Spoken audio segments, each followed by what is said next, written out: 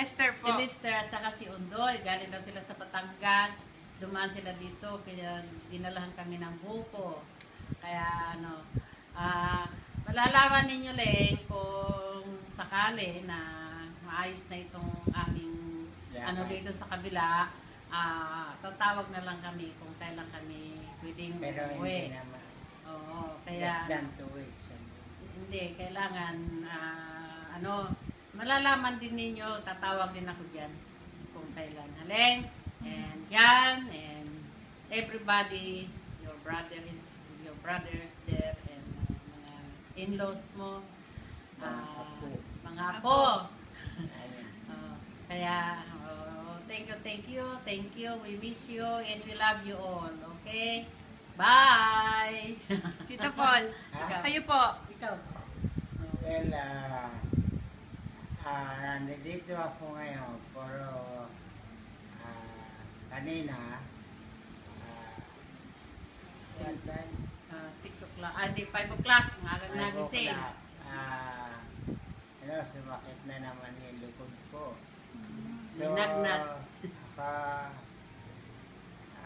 Okay naman, konti mas lang ng nanay nyo, nawawala na. Kaya, kung hindi si nanay nyo, malaking problema ko.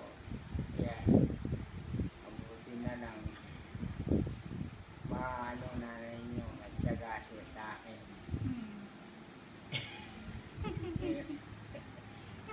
Happy Easter na lang ka, mga Happy Easter. Happy Easter sa inyong lahat. At hindi na siguro matagal, maybe less than 20 days, baka mag-uwi na kami. Hindi, wala pa. Hindi pa sigurado. Hindi pa sigurado din na kami ay dahil hinihintay pa namin itong kabila kung kailan nila kami mababayaran. Ngayon, pagdating ng kasi hanggang katapusan ng April, yan ang usapan. Tsaka,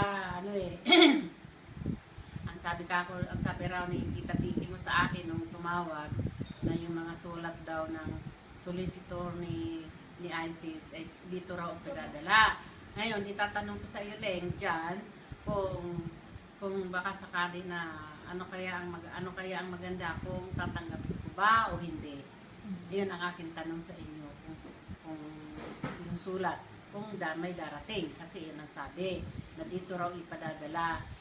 Kaya, kung ano ang masasabi mo, Leng, pakitawag mo na lang kami kung ano ang masasabi mo doon sa kung tatanggapin ko ba o hindi. So, pagka hindi, return to sender. Ganun na lang. Pakitawag ka na rin kung ano ang ha.